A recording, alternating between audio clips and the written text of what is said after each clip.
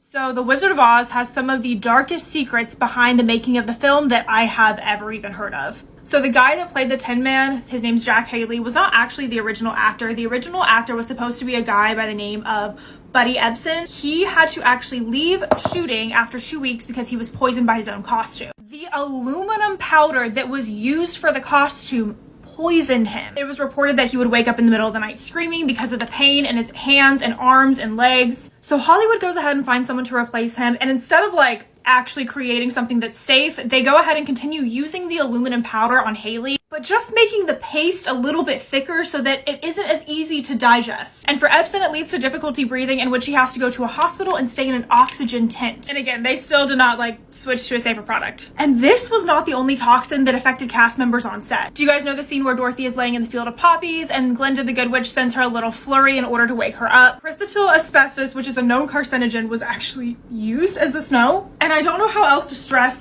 how bad that is. And you guys know that fuzzy costume that the Cowardly Lion wears? Yeah, that's actually not really a costume. It's an actual skin of a lion. And he would apparently sweat in it so badly that it would have to be aired out every single time he got off set. His makeup was so complex that he couldn't even eat in between scenes. In addition to this, one of the cast members ended up getting severely injured after a stunt went totally wrong. And the actors who played the Munchkins would throw these ragers every night. I'm going to get into that in the next part. So to go into some more disturbing secrets of The Wizard of Oz, the actress that played the Wicked Witch of the West, Margaret Hamilton, was completely left burnt by her famous scene where she's supposed to be leaving in red smoke. During the scene, she's supposed to be able to exit the stage as the smoke comes out, but for whatever reason during the scene, she wasn't able to exit the stage and got severely burnt. Both her broom and her hat caught on fire, and that ended up burning her face. And instead of getting a call to make sure she was okay, the executive producer called her the next day wondering when she was going to be back on set. She wasn't actually able to make it back for about 6 weeks, and she strongly considered suing them, but was afraid that she might not ever book a role again if she did. Her hands still remained burned after that, and so she had to wear a green pair of gloves for the rest of filming. And they ended up putting all the actors who played the Munchkins into the Culver Hotel, which was just a few blocks away from MGM Studios, and they were said to throw wild ragers every single night. They would be erotic, swing from chandeliers, and show up to set the next day drunk. And in addition to the reputation of these wild parties, this hotel actually has a massive reputation for being horribly haunted. And a lot of the workers today will still report suspicious paranormal activity happening around the hotel. So I'm honestly kind of curious if we go there and see if any of the actors from The Wizard of Oz come through. So we're actually here at the Culver Hotel with this very creepy painting. And it's not just me here, I'm here with Nikki. Hey. And we're also here with Mackie and Amanda. Hey. And it should be up on my YouTube by now. So go ahead, click on it and see what happened to us. So a lot of people would probably be surprised to know that The Purge was inspired by a true event. So for those of you who haven't seen The Purge, it's a movie about all crime, including murder, being legal for 12 hours straight. It's supposed to be set in this dystopian America and honestly was a huge hit.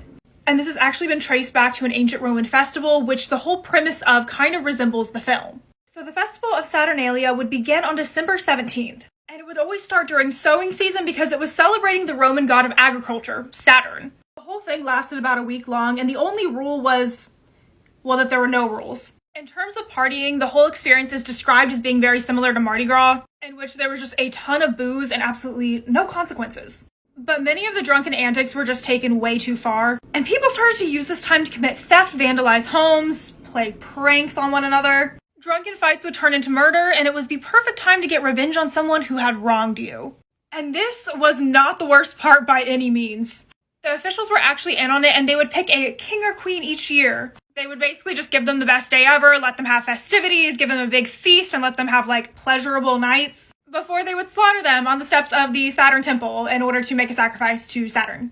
But once Constantine became Christian in 312 AD, this whole festival ended up becoming Christmas. I don't know if you've heard of it, but this whole thing has me wondering, if you had to be in the Purge or something like it, how would you survive it? Go to the next part. So if America turns into a dystopian nightmare and we all have to purge, how exactly would we be able to survive the purge? I was thinking a lot about this, and this is a really well thought out thought, but the best way to survive the purge would simply be to just be rich. It's as simple as that. But no, really, if you can afford to not being around during the purge, I would get the heck out of there and take a vacation. There are absolutely no rules saying that you can't leave once the purge starts. The issue with this, though, is that there is absolutely no way that a ton of other people aren't going to have that same exact idea. So this is going to potentially cause a lot of air traffic at the airport, flights delayed, so I would recommend like getting out weeks ahead of time. I used to think that a high-tech security system would be very beneficial during the purge, but honestly, considering the fact that like 55% of all murders are people that you know, such as co-workers, ex-lovers, spouses, I don't know if a security system would necessarily stop them or that you would even like register that they're a threat. And the other thing is just to avoid major cities. I feel like the less densely populated, the better chance you might have. So due to that, I honestly just wouldn't even stay home at all, and I also wouldn't tell anybody else where you're going. But if you can't afford to take all that time off from work, I would definitely purchase a boat. There are so many lakes around the US and you could honestly go to any ocean. The only thing would be to stay far away from the shoreline. Being far out at a lake, at an ocean, would make you so much harder to reach. But the thing is, like, don't go to the same lake or ocean each year. Like, switch it up. You don't want someone tracking what you're doing. If you can't afford a boat or you're far away from lakes or oceans, another option would be the forest, which sounds absolutely terrifying and creepy to be in the middle of a forest during this, but it blocks your line of sight and it also helps to muffle sound. And if absolutely none of this is an option and you live in a very densely populated city, I would recommend just hiding in a dumpster. If you actually decide to participate in the purge, which I highly recommend that you don't because it doesn't seem like a lot of people come out of that okay, definitely wear a mask because that will hide your identity the next day so that people don't know that you participated. And if you guys are curious on not only how to beat the purge, but actually get rid of the purge entirely if it ever were to happen, come over to my Instagram reels because I'm going to be talking about it over there. I can't find a bat, so I have a stick. Happy purging. So the Cecil Hotel has become known as the deadliest and most infamous of all time. I'm honestly sitting here and I'm like, I don't even know where to start on this hotel. But if you don't already know what this hotel is, it's been the inspiration for several documentaries, a Stephen King novella, and an entire series of American Horror Story, and honestly so much more. This place ended up gaining the reputation as being the place where serial killers could let down their hair, but that's not at all what it was originally intended to be. The Cecil Hotel opened its doors between 1920 to 1927. It had a beautiful marble lobby, 15 floors, and about 700 different rooms. And this was supposed to be the place for traveling businessmen and Hollywood tourists. But within 5 years of it opening, America sank into the Great Depression. And almost overnight, the Cecil Hotel ended up becoming a boarding house for the poor, the desperate, criminals, and people who were trying to hide or run away from something. And the first death occurred in 1927, but this was about to be far from the last. The hotel soon became plagued with people completing unalivings and also many accidental deaths. But murder is just an entirely other animal. And by the 1980s, Richard Ramirez, otherwise known as the Night Stalker, would show up to the hotel. Go to the next part.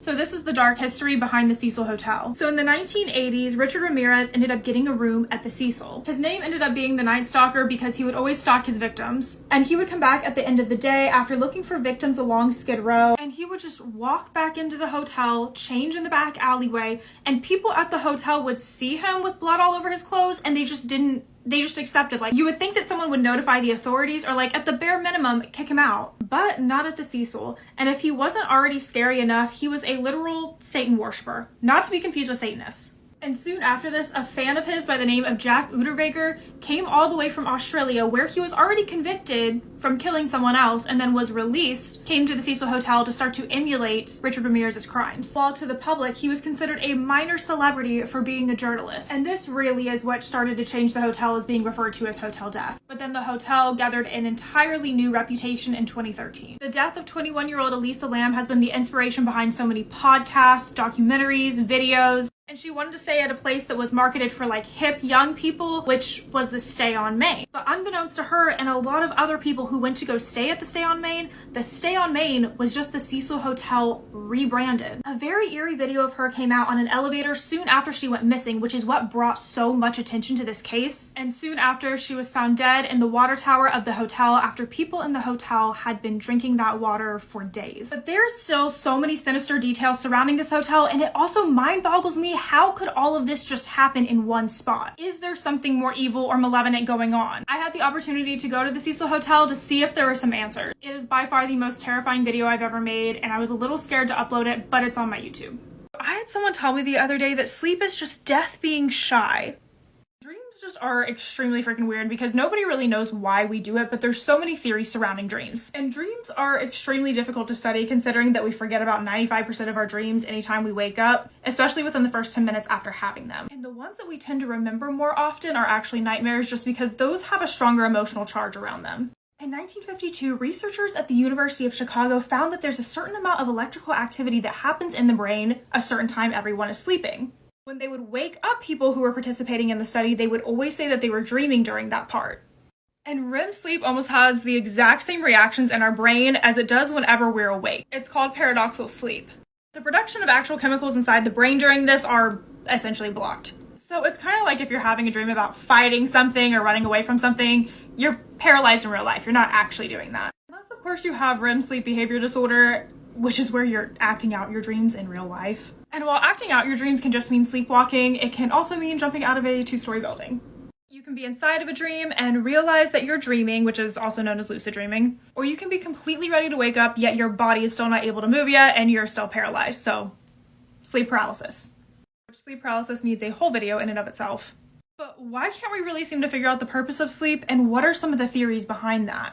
It is just beyond strange to me that nobody knows the function of dreaming. That's why it kind of comes down to just theories. One of the theories is called threat and simulation theory, where essentially there's this biological advantage that we have to dreaming because we're able to experience our anxieties in a place that's safe and there's not actually harm that can happen. We're able to rehearse scenarios that give us anxiety prior to it even happening in dreams. Another theory is that your brain is just organizing memories that happen throughout the day, making connections, essentially unclog the brain of everything else that it doesn't need. For example, anything that I learned in math in high school has now been moved out and is filled with just TikTok sounds. And there's been so many different studies showing that we have to hit REM sleep specifically in order to properly remember things. A study in 2010 showed researchers that when presented with a puzzle, those who actually hit REM sleep, not napped, not stayed up and thought about a maze, were actually more likely to complete a 3D maze by their second attempt. The other theory is that dreaming helps to heal us and also take the pain off of traumatic experiences. Even during the REM stage of sleep, if we're having a horrible nightmare, our stress neurotransmitters are way less active than when we're awake. My favorite theory about dreams, and the one that I personally believe in, is that dreams are our conscious mind using symbolic references in order to get our attention or provide meaning. It's very Freudian. If you want to know what some of these symbolic meanings are, like for example, losing your teeth in a dream, I'm going to talk about that in the next part.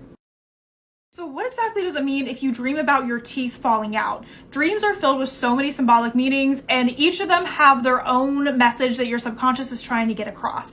So one of these common dreams is you might dream that you're lost somewhere or trapped or going through a maze. Having this dream means that you're ignoring some complications in your life that really need to have your full attention. Whether that be mental, financial, or what be it. Boxes are really interesting because that could mean that you're hiding a secret or that you're worried about someone else around you hiding a secret. If you have a feeling that someone's doing something shady, it might be showing up in your dream as a box. Another really common dream is if you've missed something like an opportunity, a bus, you're late to class, you're late to your first interview. This could mean that you're not pursuing something in your life that you should be doing or need to be doing. If you're falling or sinking somewhere in your dream, this could be a sign that you're completely overwhelmed with a situation that you're going through, or you feel a lack of control over something. And just overall a feeling of being overwhelmed. Teeth. I don't know about you guys, but I have nightmares about my teeth falling out all the time, which is actually a sign of insecurity, or if you're feeling unattractive in a certain situation, which makes me so sad. Rotten teeth actually indicates anxiety or fear about something, while having your teeth being pulled out means that you're holding something back and something needs to come out. If you want to know about nudity, roads, flowers, mud, being chased,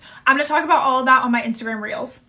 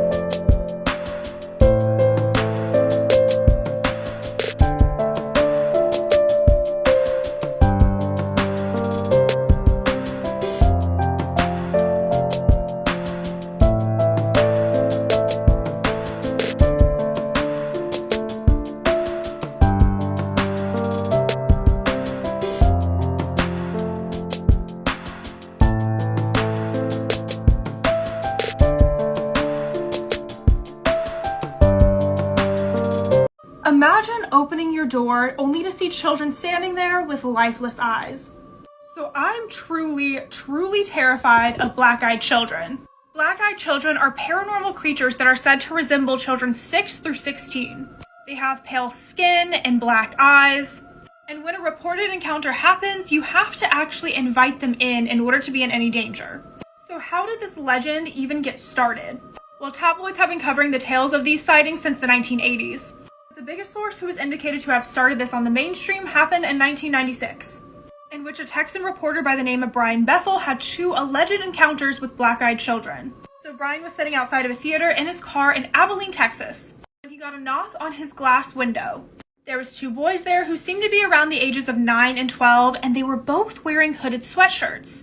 He opened the window a crack, and they asked if they could have a ride to their mothers. He described one of the boys as being olive toned with curly hair, and the other one redheaded with freckles and very pale. He stated that as they were talking, he felt a sense of dread come over him, and he told them that he wouldn't make it back in time for his movie. However, the second he said this, they pushed even harder. They started saying things like, "We're just kids, we don't have a weapon or anything," and that's when he noticed that their eyes were completely black. He told the boys no, and that's whenever they started to knock on his door harder, saying, "We can't come in unless you tell us to." He then drove away and noticed from the rearview mirror that the boys were completely gone. So this was the foundation to the black-eyed children story. But this would not even be close to the last. Go to part 2. So how does one of the largest police investigations in Britain history relate to black-eyed children? So the next really significant sighting of black-eyed children happened in Cannock Chase, England. A woman and her mom were out for a walk whenever they heard a scream and saw a child walking in the distance. They could hear the child sobbing, and when they approached her to ask her if she was okay, she had her hands covering her eyes, and whenever she removed her hands, she revealed black eyes underneath. She then grabbed her daughter and jumped back, and by the time they did that, the girl had just disappeared. And years before, the police were actually led on a chase near that area for a girl with black eyes who was running through the woods by herself after someone reported her being there. And the police search showed up nothing. But Cannock Chase had made headlines in the 1960s for a highly reported case. 3 local schoolgirls between the ages of 5 and 7 had been abducted and murdered. And some say that the black-eyed child that lives over there is the ghost of one of those girls. But this still doesn't explain the thousands of sightings that have popped up around the world. So who or what are the black-eyed children? Are they ghosts, demons, vampires? So I'm going to be going into all the theories surrounding black-eyed children on my YouTube, as well as telling you guys more stories about sightings of black-eyed children. And forewarning, they're scary. I'm also going to be peeling this off my face in the YouTube video. I honestly cannot wait to get this off, so go over there and watch.